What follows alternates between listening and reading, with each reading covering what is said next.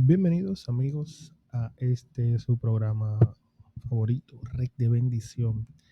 Y como ustedes pueden ver, hoy continuamos con nuestro segmento de estudios bíblicos, en donde estudiamos la Biblia con diferentes temas. Damos gracias a todos ustedes que nos han estado apoyando con este segmento, compartiendo el material. Le invitamos que si no se ha suscrito, este es el momento, suscríbase, active la campanita para que así le lleguen las notificaciones cuando subamos un video nuevo. Entonces, como ustedes pueden ver en la pantalla, hoy nos toca el estudio número 4 acerca de el ministerio sacerdotal de Cristo. Hay algo con respecto a este estudio, y es que muchas denominaciones religiosas no creen que Cristo ahora mismo está actuando como sumo sacerdote intercediendo por nosotros. Pero vamos a ver qué dice la Biblia y de dónde viene esto, porque esto tiene una razón, esto tiene un origen. Ahora bien, el plan de salvación fue trazado desde antes de la fundación del mundo para que el hombre pueda entender cómo se llevará a cabo este plan. Dios ordena construir un santuario. Vean eso. Dios manda construir un santuario. Y la primera vez que nosotros vemos este tema del santuario es en el libro de Éxodo, cuando Dios le dice a Moisés, mira Moisés, acorde a lo que yo te estoy mostrando, es que tú vas a construir un santuario. Como dice Éxodo 25, versículo 8 y 9, presten atención, dice, y me harán un santuario, o que me hagan un santuario, para que yo habite entre ellos o entre ustedes, conforme a todo lo que te voy a mostrar, conforme al diseño del tabernáculo y al diseño de su mobiliario, así ustedes harán. El versículo 8 específicamente dice, bueno, ahí está, para que yo habite entre ustedes y me harán un santuario y yo voy a habitar entre ustedes. Dios establece los medios y la forma para que Israel de ese tiempo se prepare para recibirlo. Pero oigan bien, para Dios habitar, Dios no quería ser día sí, un día no. Dios quería habitar, vivir entre el pueblo, en medio del pueblo.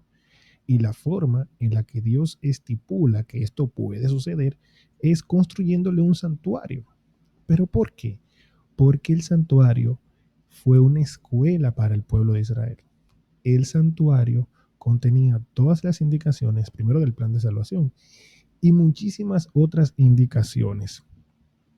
Cada compartimiento, cada mueble, cada cosa tenía un símbolo y una representación, un significado para el plan de la redención.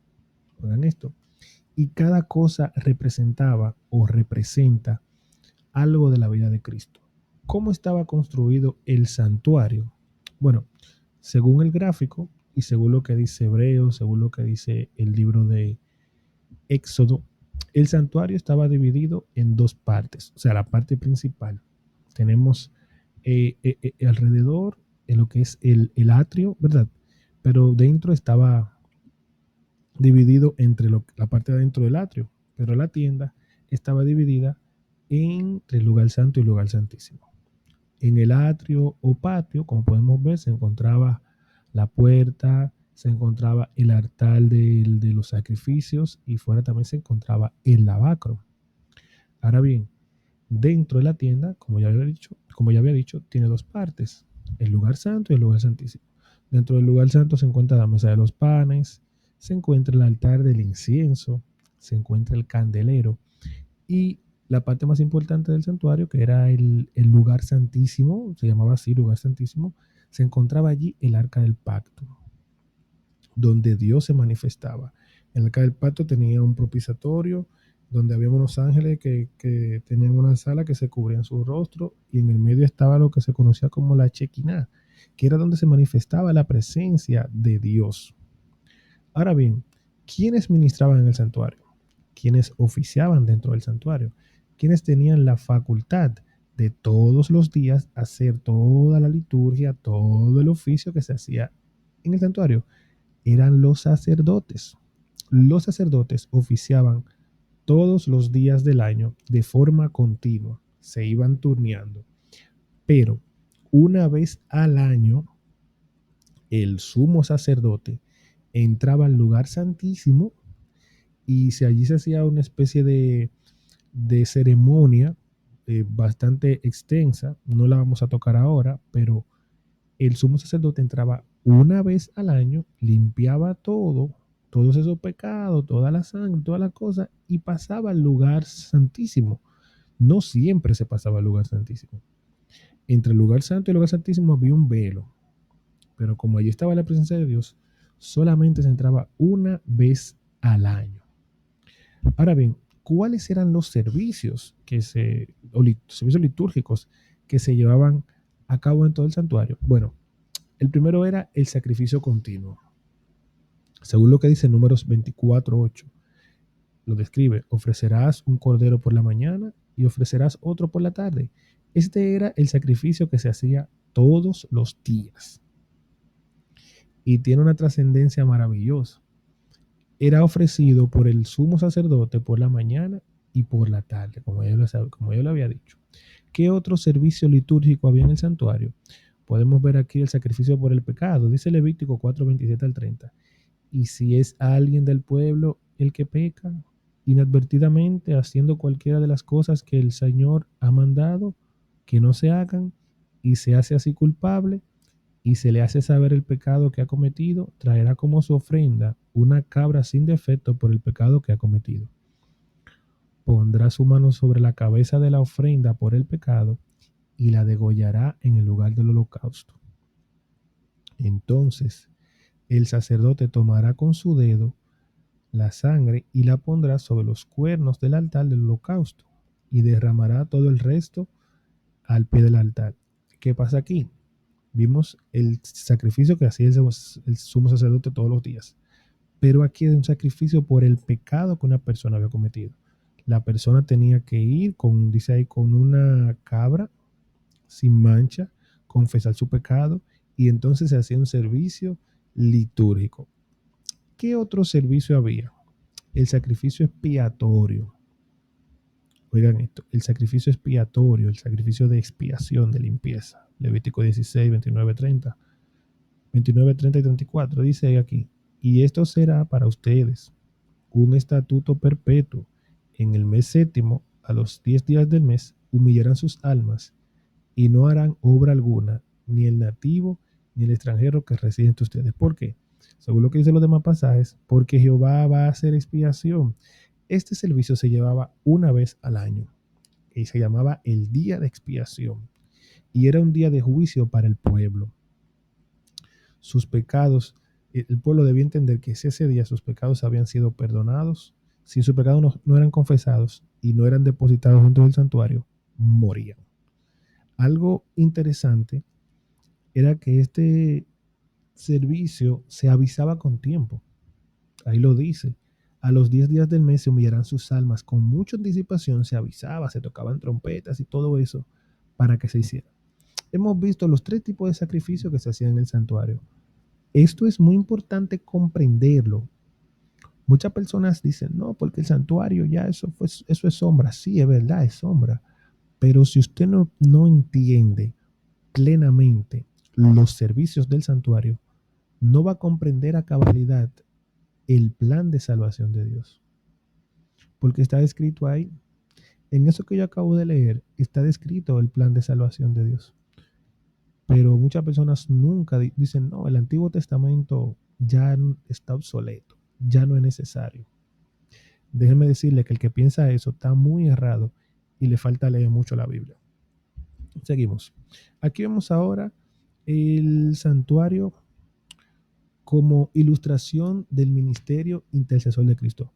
Vimos los servicios, vimos los involucrados en los servicios, ¿verdad? Y vimos la ubicación de los muebles del santuario. Ahora bien, ¿Qué representa cada mueble de los muebles que pudimos ver? Por ejemplo, tenemos el altar del sacrificio. El altar del sacrificio simboliza la muerte de Cristo en la cruz del Calvario. Dice Efesios 5:2, anden en amor. Y así también, como Cristo les amó y se dio a sí mismo por nosotros, ofrenda y sacrificio a Dios como fragante aroma.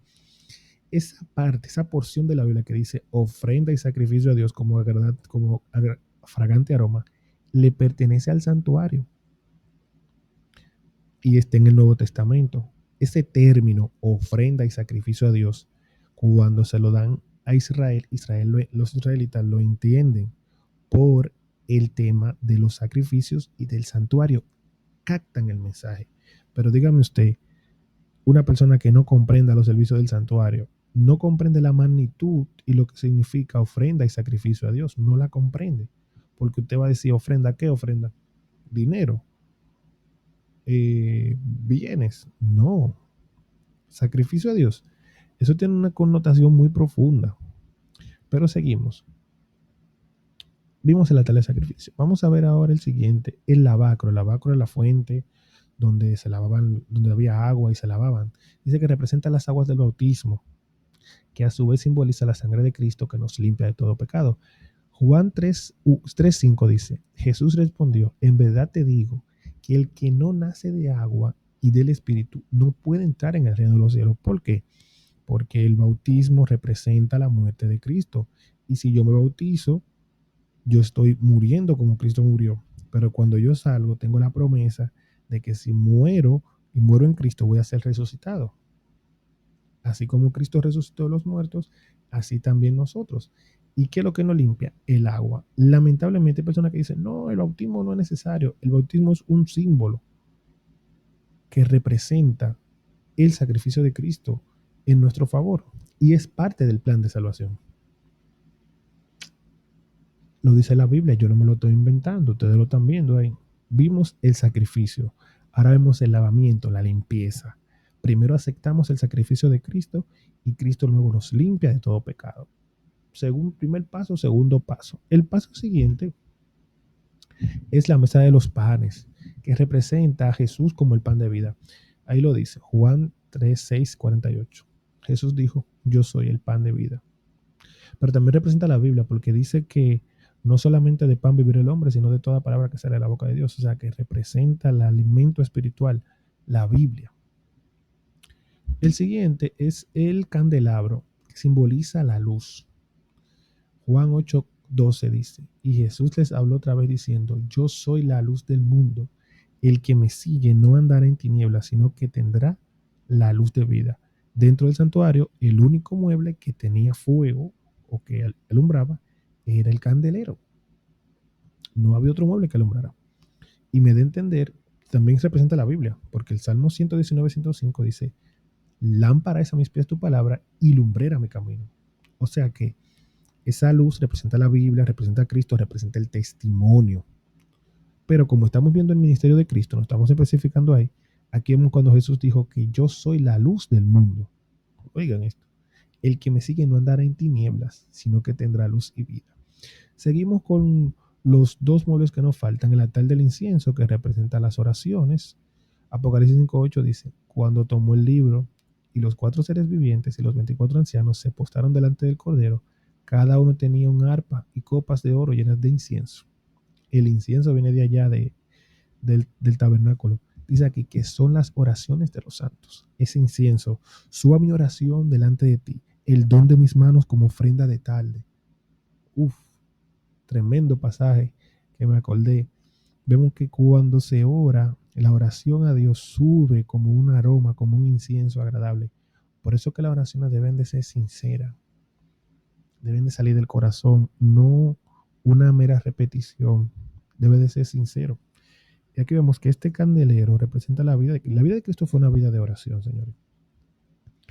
Vemos que Jesús tuvo problemas con los discípulos cuando le dijo, velen y oren, y se durmieron.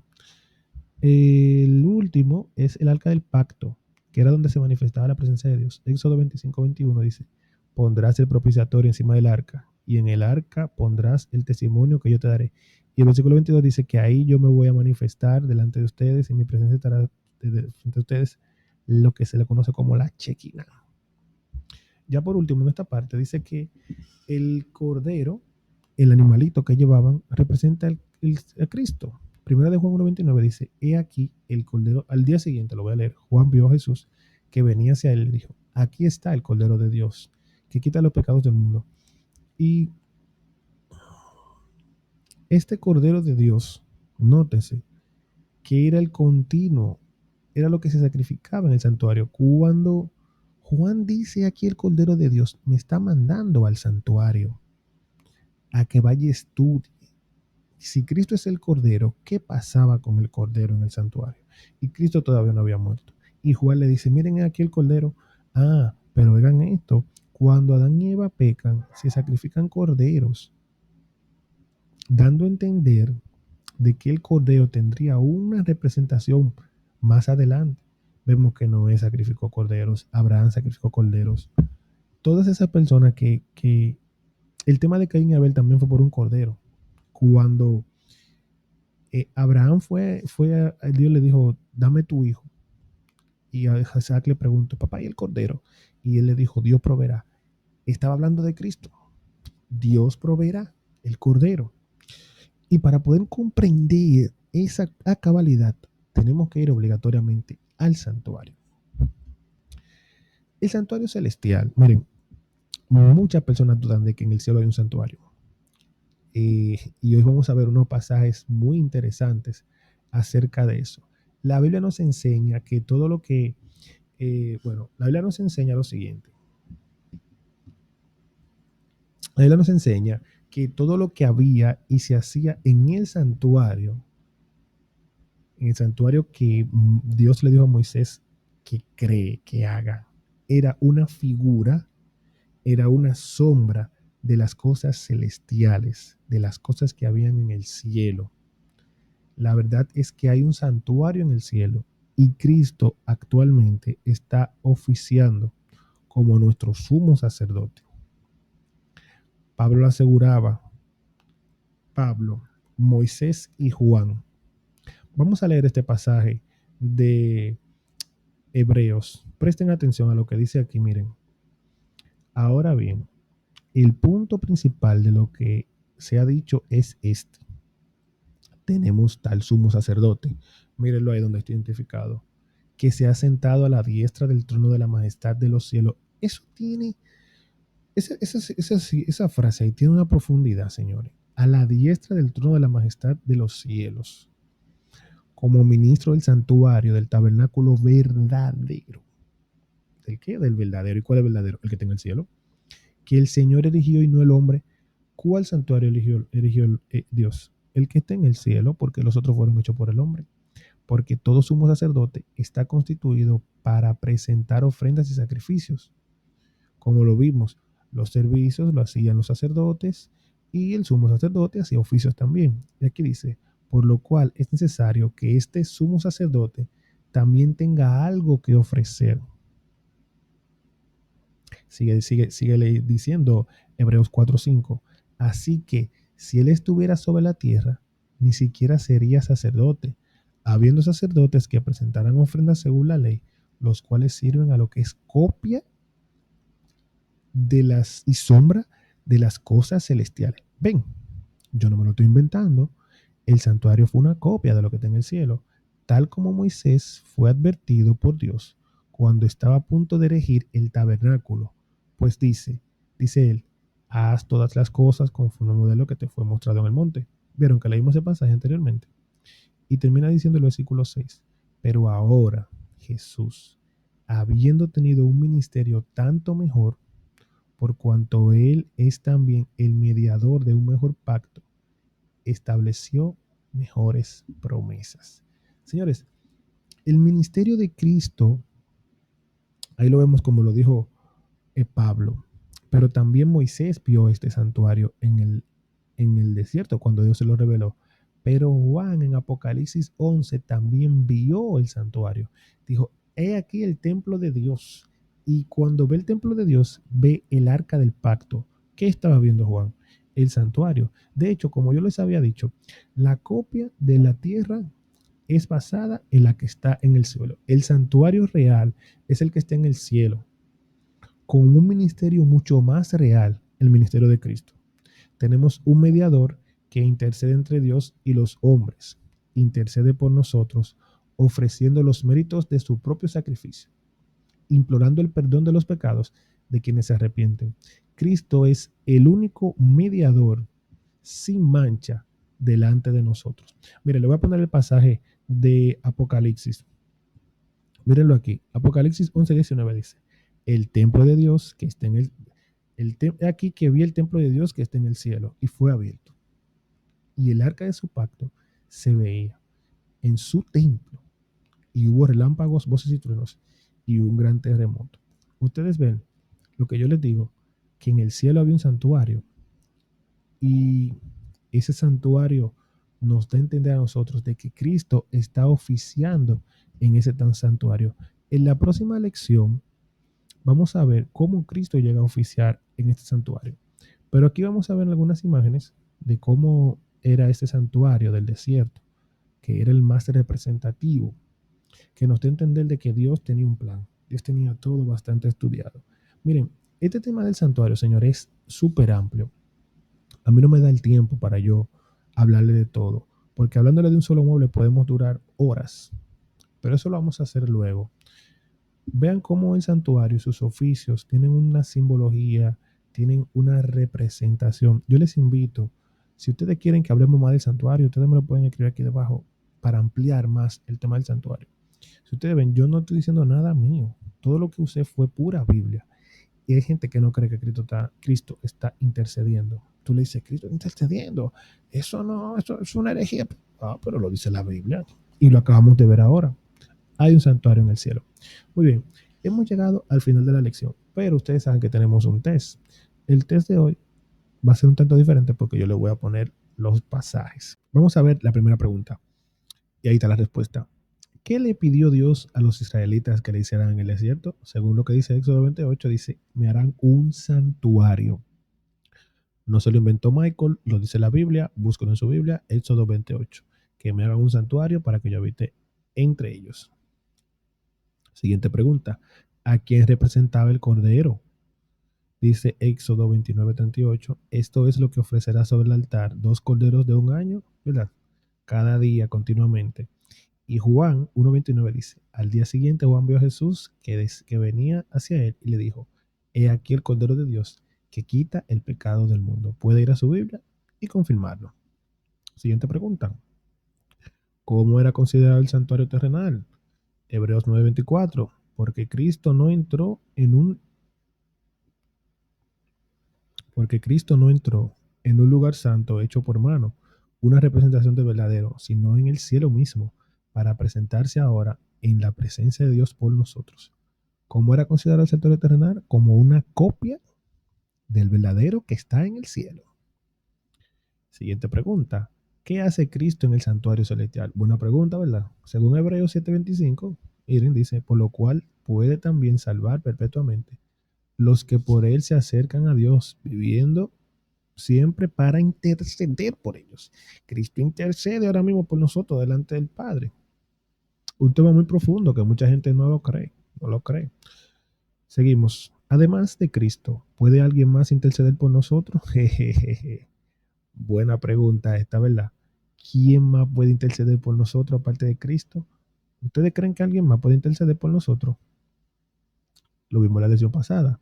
Porque, mira, se fue la P ahí. Porque hay un solo Dios y un solo mediador entre Dios y los hombres, Jesucristo hombre.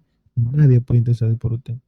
Ni hembra, ni varón, ni sacerdote, ni cura, ni papa, ni pastor. Nadie puede interceder por usted. Solamente Cristo. Punto y final. Después de usted puede creer lo que usted quiera, pero yo creo lo que dice la Biblia. Seguimos. ¿Qué evidencia tenemos de la existencia del santuario en el cielo? Describa cómo aparece el santuario celestial en los siguientes textos.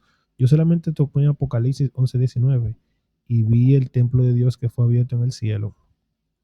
Y el arca de su pacto se veía en el templo. Y hubo relámpagos, voces, truenos y un terremoto y grande granizo. Ahí yo veo que dice templo de Dios abierto en el cielo y me está hablando del arca del pacto. Cuando habla del arca del pacto, ¿dónde me está mandando? Me está mandando a Éxodo, al santuario. Y el santuario de Éxodo es una copia del santuario que está en el cielo. Fácil. Seguimos. ¿Quién es nuestro sumo sacerdote en el santuario celestial? Hebreos 11:9. Pero estando ya presente Cristo, sumo sacerdote de los bienes venideros, por más amplio y más perfecto tabernáculo, no hecho de manos, es decir, no de esta creación. No fue hecho por el hombre el santuario que está en el cielo. Y por último, ya la última pregunta, ¿qué sucede cuando uno de sus hijos cae en pecado? Ahí está mal la cita, pero yo se las voy a leer. Dice lo siguiente, Juan 1:1-2, un pasaje muy conocido. Dice así, hijitos míos, estas cosas os he escrito para que no pequéis. Y si alguno hubiere pecado, abogado tenemos para con el Padre, a Jesucristo el justo. Hasta aquí, señores, hemos llegado en esta maravillosa lección, esperando, ¿verdad?, que hayamos podido aprender lo más importante de todo, que Cristo es nuestro intercesor, que Cristo intercede por nosotros en el santuario celestial como sumo sacerdote. Si usted quiere que toquemos algún tema específico, escríbanos aquí en los comentarios y cuéntenos qué tal le pareció esta lección. Nos vemos la próxima semana, en el próximo video. Recuerda activar la campanita con otro estudio interesantísimo. Que Dios les bendiga.